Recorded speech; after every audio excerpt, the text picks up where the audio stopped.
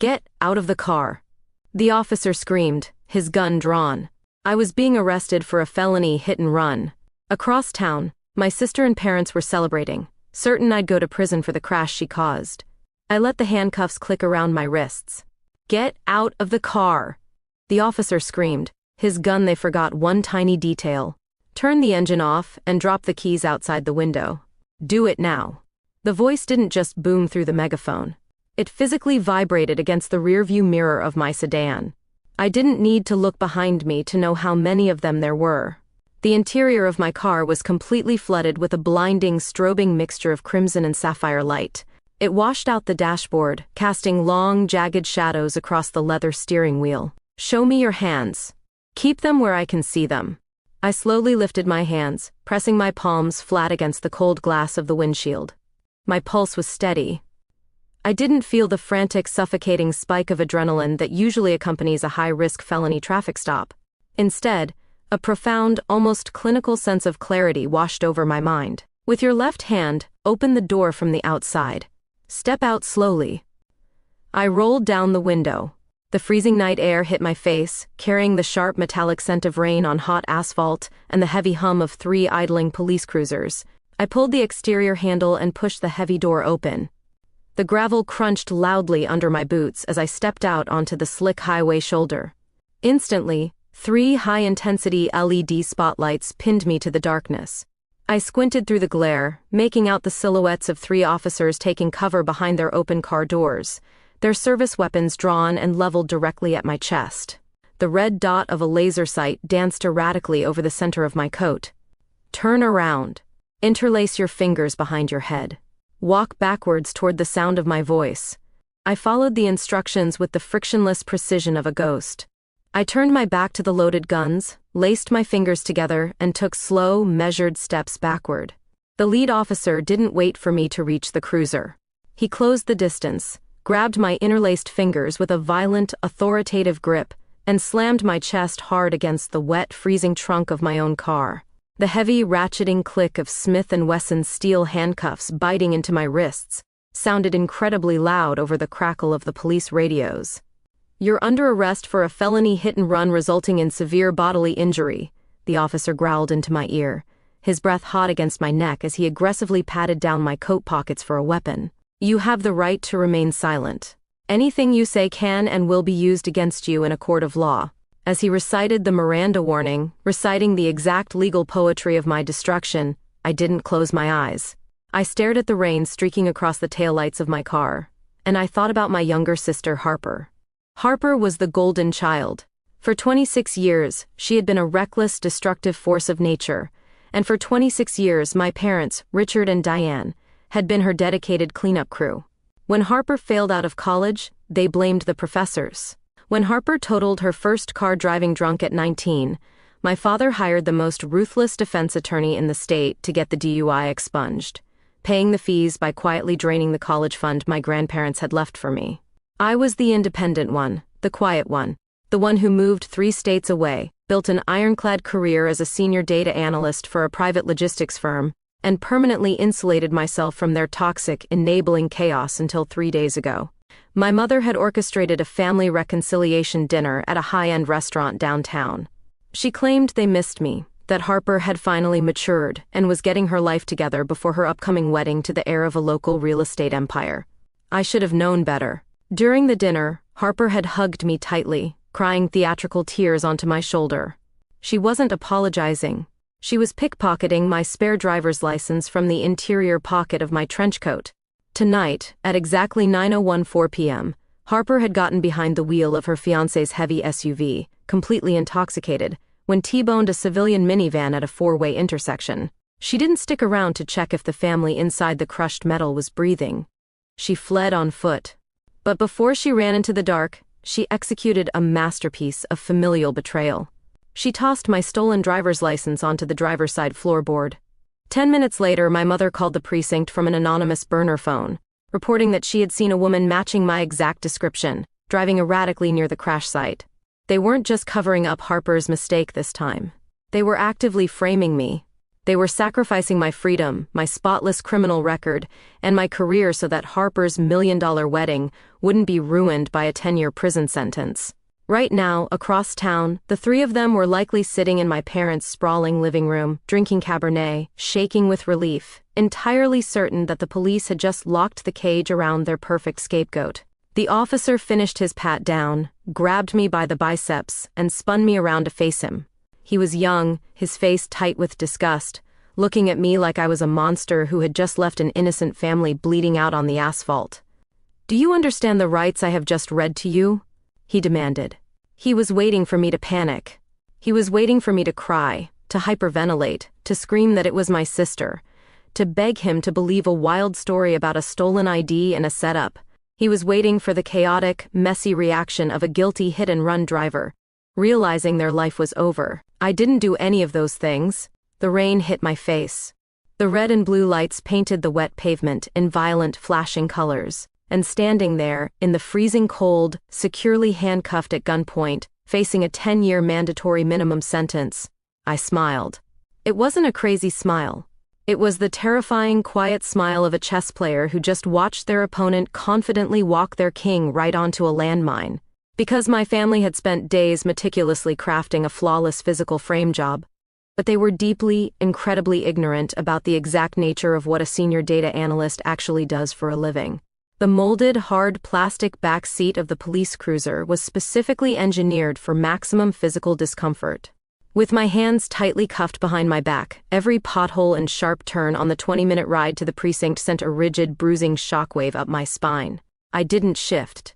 I didn't complain about the cuffs cutting off the circulation to my wrists. I stared out the wire mesh window, watching the blurred neon signs of the city bleed through the raindrops, streaking across the glass. In a bizarre, almost terrifying way, my mind felt like a perfectly calibrated machine. The initial shock of the betrayal had entirely evaporated, replaced by a cold, surgical hyperfocus. My parents and Harper had orchestrated a physical frame job, relying on the blunt force mechanics of the criminal justice system to crush me before I could speak.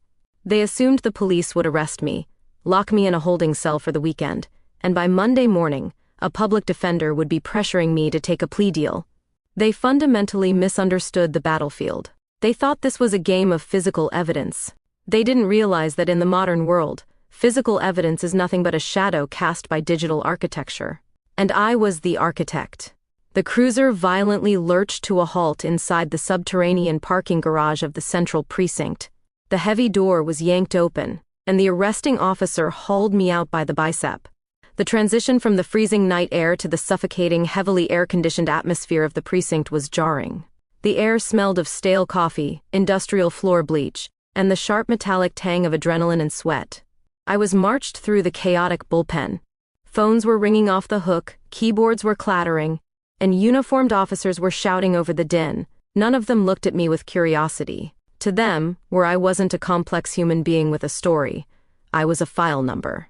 I was the monster who had T-boned a family minivan, shattered a civilian's collarbone, and cowardly fled the scene into the dark. I could feel the hostility radiating from the desks as I was paraded past them. They didn't put me in a general holding cell. Because the hit and run involved severe bodily injury, it was a high-priority felony. They walked me straight into the Violent Crimes Division and shoved me into Interrogation Room B. The room was a textbook example of psychological deprivation. It was a claustrophobic, windowless concrete box painted in a nauseating institutional shade of off-white. A single violently bright fluorescent tube buzzed angrily overhead. In the center of the room was a bolted-down steel table with two heavily scuffed aluminum chairs. One entire wall was dominated by a massive, perfectly clean two-way mirror. The officer pushed me into the chair furthest from the door. He unhooked my handcuffs, only to immediately recuff my right wrist to a heavy iron ring welded directly to the center of the steel table. "Sit tight," he muttered, not making eye contact. The heavy metal door slammed shut behind him. The deadbolt engaged with a loud, final clack. Then the waiting game began. This is standard police procedure. It's designed to let the isolation and the ticking clock erode the suspect's sanity. They leave you alone in the freezing room so your imagination can torture you with visions of a prison sentence, breaking your psychological defenses before the detective even walks through the door. But I didn't panic. I didn't cry. And I didn't stare anxiously at the two-way mirror. I sat perfectly still, regulating my breathing, dropping my resting heart rate back to a baseline of 60 beats per minute. I mentally mapped out the exact network architecture of the local cellular towers, the GPS refresh rates of modern luxury SUVs, and the biometric syncing protocols of my personal devices. I was building the gallows for my family, line by line of code in my head. 45 minutes later, the deadbolt snapped open. A man in a cheap, rumpled gray suit walked in, carrying a thick manila folder and a styrofoam cup of black coffee. He had dark circles under his eyes, and the exhausted, cynical posture of a man who had spent 20 years listening to guilty people lie to his face. He didn't introduce himself. He pulled out the chair opposite me, the metal legs screeching harshly against the linoleum floor, and sat down. He tossed the manila folder onto the center of the table.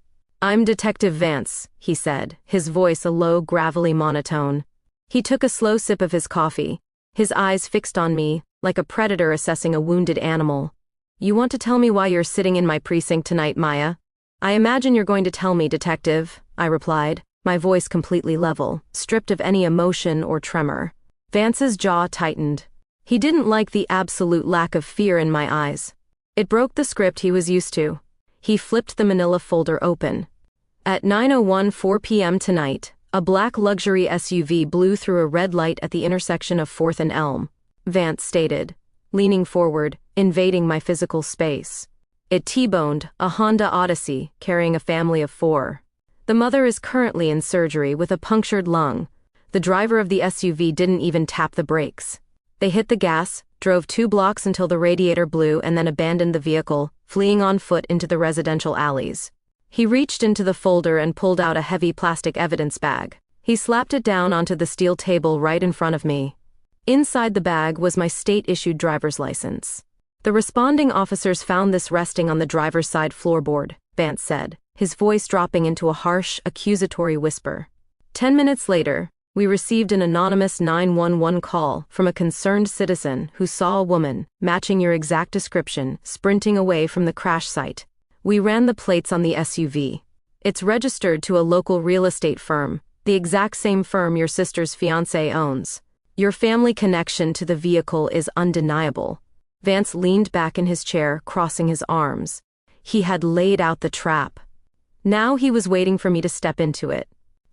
"We have your ID. We have an eyewitness. We have the vehicle," Vance continued, shifting into the sympathetic cop routine. "I know how it happens, Maya. You had a few too many drinks. You made a mistake. You panicked. If you confess right now, if you show remorse, the district attorney might drop the maximum sentence. If you lie to me and make me hunt down the street camera footage to prove it, I will personally make sure you serve the full 10 years for almost killing that family." He stopped talking. The room went dead silent, except for the angry buzzing of the fluorescent light above us. He expected me to demand a lawyer. He expected me to scream that my sister stole the ID. He expected a messy, chaotic defense that he could easily tear apart. I looked at the evidence bag containing my driver's license. Then I slowly raised my eyes and locked onto Vance's gaze with a level of cold, clinical detachment that made him physically flinch. "That is a beautifully constructed narrative, Detective Vance," I said softly, the silence of the room amplifying every single syllable. "It's compelling. It's neat. But structurally, it is a catastrophic failure. You don't have a hit-and-run case sitting in front of you.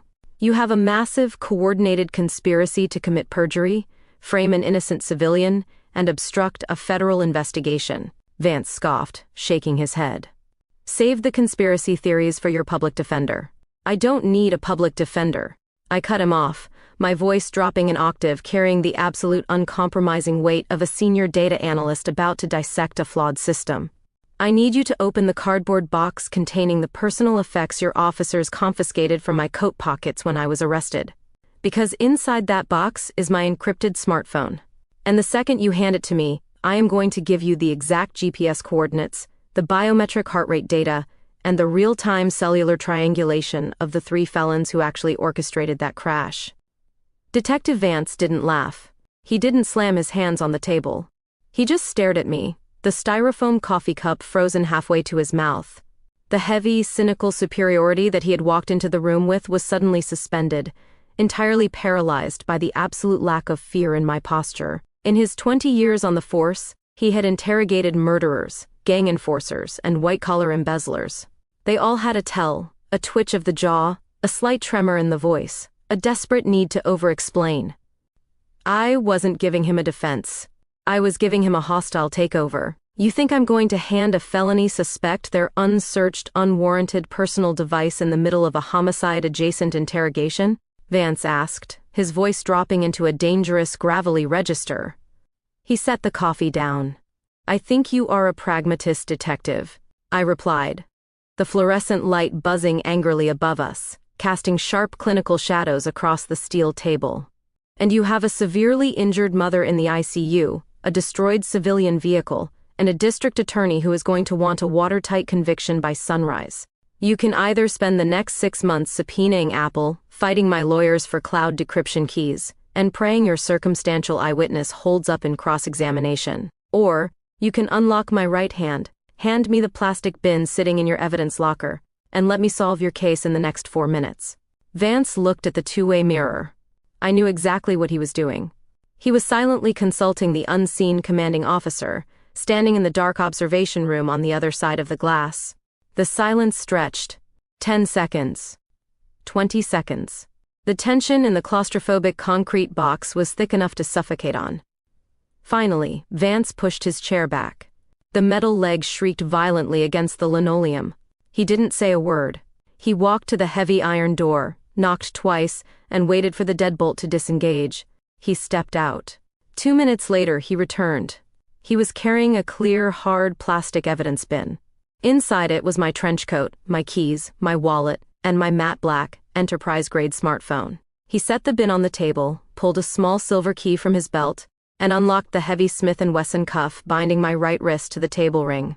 I am watching your screen, Vance warned, pulling his chair so close that our knees almost touched. You don't open a messaging app. You don't make a call. You do anything other than what you just promised, and you lose the phone, and I book you for the maximum. I didn't acknowledge the threat. I didn't massage my bruised wrist. I reached into the bin, picked up the cold, heavy device, and pressed my thumb against the biometric scanner. The screen flared to life, casting a sharp, bluish glow across the sterile white walls of the interrogation room. Your crash occurred at exactly 9:04 p.m., I stated, my voice slipping into the clinical, frictionless cadence I used when presenting quarterly risk assessments to corporate boards. I tapped an encrypted health monitoring application on my home screen. The human body reacts to a high-speed, automotive collision with a massive, unavoidable surge of cortisol and adrenaline. Heart rates spike to over 140 beats per minute. Blood pressure skyrockets. I turned the phone around, sliding it across the steel table so it sat directly under Vance's nose. Some on the screen was a highly detailed, minute-by-minute line graph generated by my synced smartwatch, the exact same smartwatch that was currently strapped to my left wrist. At 9:04 p.m. tonight, Detective, my heart rate was a steady, resting 58 beats per minute, I said smoothly. My respiratory rate was 12 breaths per minute, and my device's internal GPS was statically pinging my apartment's private Wi-Fi router, exactly 12 miles away from the intersection of 4th and Elm. I was asleep on my couch. Vance stared at the graph. He didn't blink. He was a veteran cop. He knew that smartwatch telemetry was increasingly being used by the FBI to establish irrefutable alibis in homicide cases. It wasn't just data. It was biological perjury prevention. Unless you are suggesting, Detective, that I managed to T-bone a minivan at 60 miles an hour while remaining in a medically induced coma, you are currently holding the wrong suspect, I added, my tone merciless. Vance swallowed hard. He looked up from the screen, his eyes narrowing. That proves you weren't physically driving. It doesn't explain how your physical driver's license ended up on the floorboard of the suspect vehicle. No, I agreed, pulling the phone back toward me. It doesn't, but the vehicle itself is going to explain that. My fingers flew across the digital keyboard with surgical precision. I bypassed my standard apps and opened a secured, two-factor authenticated enterprise gateway. You ran the plates on the suspect SUV, I continued, speaking as I typed. You know it's registered to a local commercial real estate firm, when what you don't know is that my private logistics company holds the exclusive multi-million-dollar contract to manage the telematics and geofencing for their entire corporate fleet. Vance's posture visibly stiffened. The realization of what I was saying and what I had access to began to wash over him like ice water. I bypassed the security firewall, accessed the raw back-end server logs for the real estate firm's fleet, and filtered the database by the specific VIN number of the wrecked SUV. A massive wall of raw, unformatted code flooded my screen. Modern luxury SUVs are not just cars, detective. They are rolling 3-ton data servers, I explained, translating the raw code into a clean, readable dashboard interface. I turned the phone back to him. At exactly 913 and 42 seconds, the vehicle's onboard computer registered a catastrophic, hard-to-breaking event. 2 seconds later, the frontal airbag deployment sensor triggered. But I don't care about the collision telemetry. I care about the primary cabin sensors. I tapped a specific line of code, highlighted in yellow. To prevent airbags from deploying and killing children, the passenger and driver seats are equipped with highly calibrated weight sensors, I said, leaning over the table, my voice dropping into an icy absolute whisper. At the moment of impact, the driver's seat weight sensor registered exactly 115 pounds of kinetic mass. I am 5'9", detective, and I weigh 142 pounds.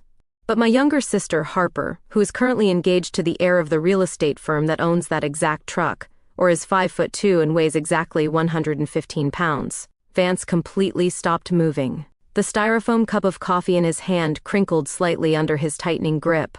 His career-making felony case was disintegrating right in front of his eyes, replaced by something much darker and far more complex. She stole my ID 3 days ago at a family dinner, I said, delivering the final blow with ruthless precision. She drove drunk, she crushed that family, and she planted my license to save her upcoming wedding. But planting the ID wasn't enough to guarantee I'd take the fall. They needed to force your hand. They needed to make sure you arrested me before I could establish an alibi. I took the phone back one last time. You mentioned you received an anonymous 911 call from a concerned citizen 10 minutes after the crash, I said, my fingers flying across the screen, accessing a completely different set of data architectures. Let's find out exactly where that concerned citizen was sitting when they decided to ruin my life, shall we? Detective Vance didn't say a word. He didn't interrupt. And he didn't reach for his styrofoam cup of coffee. He simply stared at the illuminated screen of my smartphone, watching his entire neatly packaged hit-and-run investigation shatter into 1,000 irreconcilable pieces of data. In the span of 4 minutes, I had systematically dismantled the physical evidence. But dismantling the trap wasn't enough. I needed to incinerate the people who said it. Now, you said you received an anonymous tip 10 minutes after the collision, I stated, my voice completely devoid of the panic or desperation that usually echoed off the concrete walls of this room.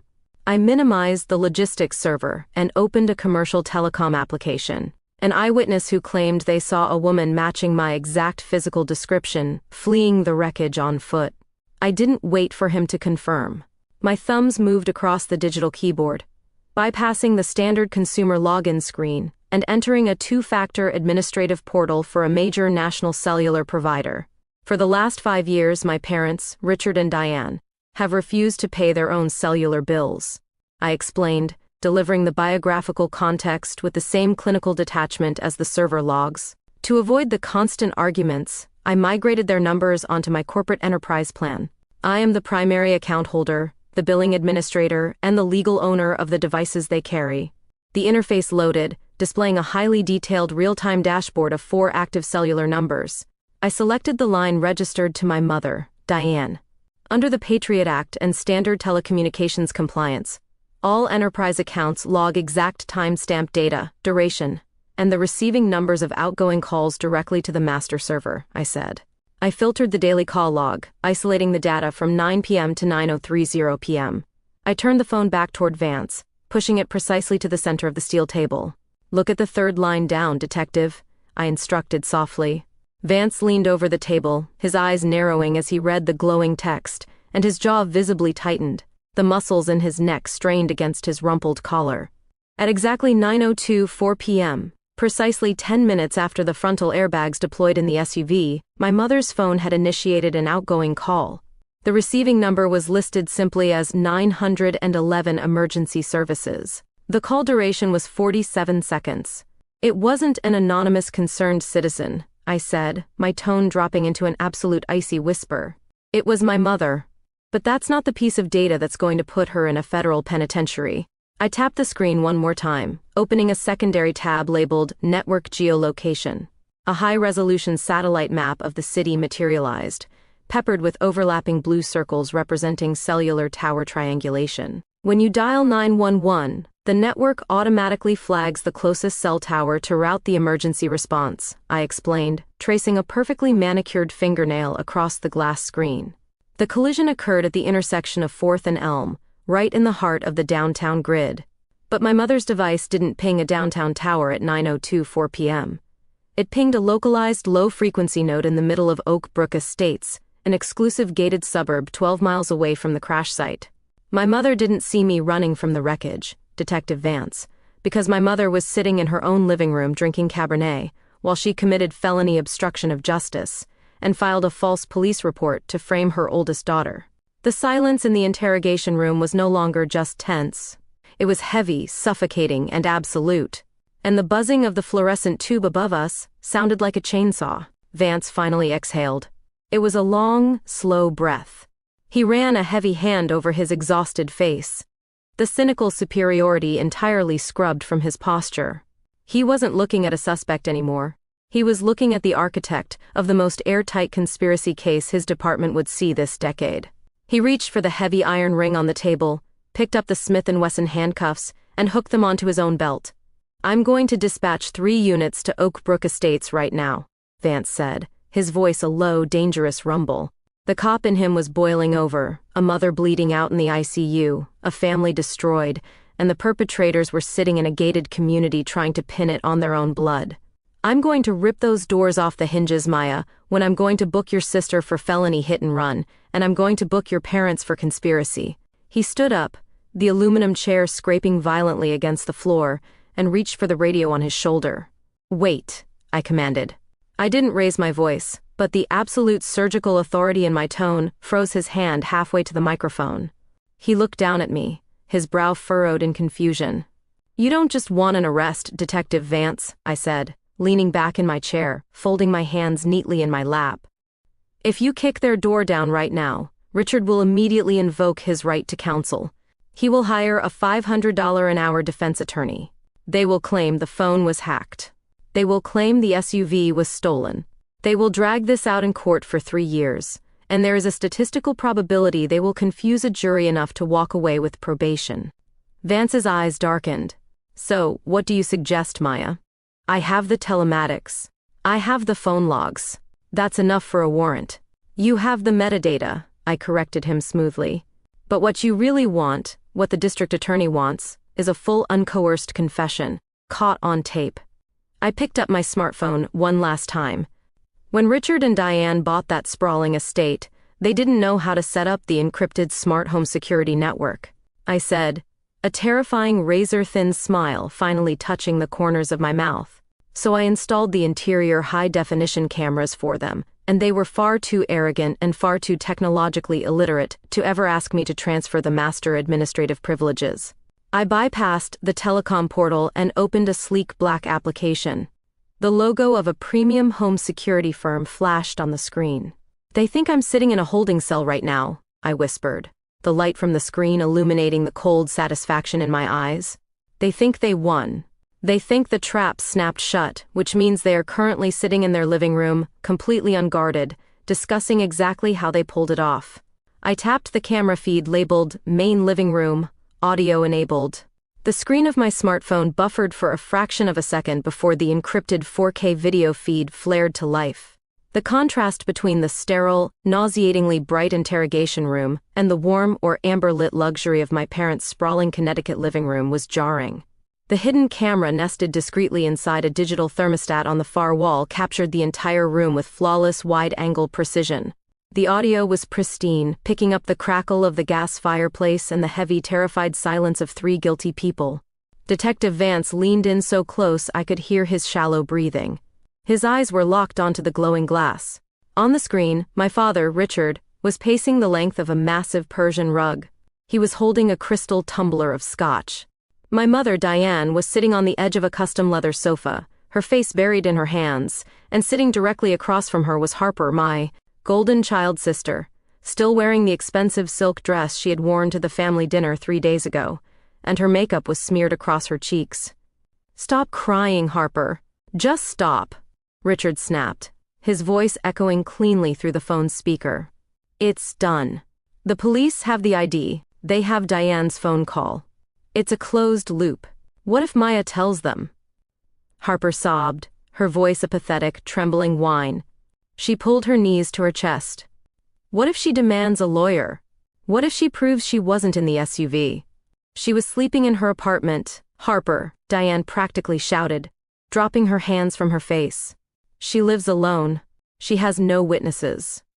It's her physical ID at the scene of a catastrophic wreck against her word. The police don't care about a data analyst claiming she was in bed. They care about physical evidence. By Monday morning, Han, a public defender, will force her to take a plea deal." Vance's jaw visibly clenched, the muscles in his neck strained against his collar. He was watching 3 wealthy, arrogant civilians casually narrate the exact mechanics of a federal conspiracy, completely unaware that the lead detective on the case was watching them live. "I had to use her license, Dad," Harper whispered, staring blankly at the fireplace. "If I get arrested for a felony DUI, the wedding is off. The Brooks family will cancel the engagement immediately. I'd lose everything." "You're not losing anything," Richard said, taking a long, arrogant swallow of his scotch. He walked over and placed a hand on Harper's shoulder. "Maya is strong. She's cold. She can survive a few years in a minimum security facility. Her career is already built. You need this marriage, Harper. We did what we had to do to protect the family. The police are probably booking her into a holding cell right now." I didn't smile. I didn't look at Vance for validation. I just watched the screen with the absolute freezing detachment of an executioner watching the trapdoor release. Vance didn't say a single word. He didn't need to. He slowly reached for the heavy black radio clipped to his shoulder harness. He unhooked it, pressed the transmission button, and brought it to his mouth. His eyes never left my phone screen. "Dispatch. This is Detective Vance. Priority 1, he growled, his voice a low, lethal rumble that filled the concrete box. "I need 4 patrol units and a tactical breach team deployed to Oak Brook Estates immediately. I have a live, uncoerced audiovisual confession for a felony hit and run, conspiracy, and obstruction of justice. The suspects are contained in the primary living room. Approach with silent sirens. Do not let them hear you coming. Copy that, detective." The radio crackled back. "Units rolling." Vance lowered the radio. He looked at me, the cynical exhaustion completely gone from his face, replaced by a profound, almost terrifying level of respect. "Keep the feed running," Vance ordered softly. We sat in absolute silence for exactly 14 minutes. We watched Richard pour another drink. We watched Diane convince herself that sacrificing her eldest daughter was a necessary collateral damage for their social standing. We watched Harper stop crying and start scrolling through her wedding Pinterest board, the guilt completely evaporating from her sociopathic mind. Then, the ambient lighting on the video feed suddenly shifted. Through the massive floor-to-ceiling windows of their living room, violent strobing flashes of red and blue light began to paint the walls. The police cruisers had cut their sirens, but the light bars were blinding. Richard froze. His scotch glass stopped halfway to his mouth. Diane stood up so fast she knocked over a side table. Harper dropped her phone onto the rug. "Richard," Diane whispered, her voice picked up flawlessly by the hidden microphone. "Richard, what is that?" "Nobody move," Richard commanded, his boardroom authority instantly shattering into pure, unadulterated panic. They didn't have time to move. They didn't have time to craft a lie, call a lawyer, or delete a single text message. The heavy, custom mahogany front door of the estate didn't just open when it exploded inward with a deafening, splintering crash. "Police! Search warrant! Show me your hands!" 6 heavily armed officers flooded into the living room feed, their tactical flashlights cutting through the amber glow. Harper let out a blood-curdling, hysterical scream as an officer grabbed her by the arm and slammed her face first into the custom leather sofa, ratcheting heavy steel cuffs around her wrists. "Get on the ground, do it now," an officer roared at Richard. My father, the man who had spent 30 years controlling every narrative and buying his way out of every consequence, didn't argue. He dropped to his knees, his hands trembling violently above his head, his face completely drained of blood. Diane was sobbing uncontrollably as an officer read her Miranda rights, the exact same rights I'd listened to on the freezing highway less than 2 hours ago. Vance exhaled a long, heavy breath. He reached across the steel table, took the small silver key from his pocket, and unlocked the iron cuff binding my right wrist. The heavy metal fell away with a clatter. "You're free to go, Maya," Vance said softly, standing up from the table. "I'll have an officer drive you back to your vehicle, and I will personally ensure your arrest record is expunged before sunrise." I picked up my smartphone, watching the live feed of my sister being dragged out of the house by her hair. I slipped the phone into my coat pocket. "Thank you, Detective," I said. I walked out of the interrogation room, leaving the door wide open behind me. 6 months later, the mother in the Honda Odyssey made a full recovery. Because the police had secured a flawless, recorded confession, my family's expensive defense attorneys were entirely useless. Harper was sentenced to a mandatory 8 years in a state penitentiary for felony hit and run resulting in severe bodily injury. The Brooks family canceled the wedding the morning after the arrest, publicly distancing themselves from the scandal. My parents didn't escape the blast radius. Richard and Diane were both convicted of federal obstruction of justice and conspiracy to commit perjury. To pay for their catastrophic legal fees, they were forced to liquidate the Oakbrook estate, their luxury vehicles, and Richard's retirement portfolios. They avoided prison time, but they were permanently bankrupted, forced to move into a tiny, rundown rental property in a neighboring state, where they tried to call me from a prepaid burner phone a few weeks after the trial, likely to beg for financial assistance or a shred of forgiveness. I didn't answer.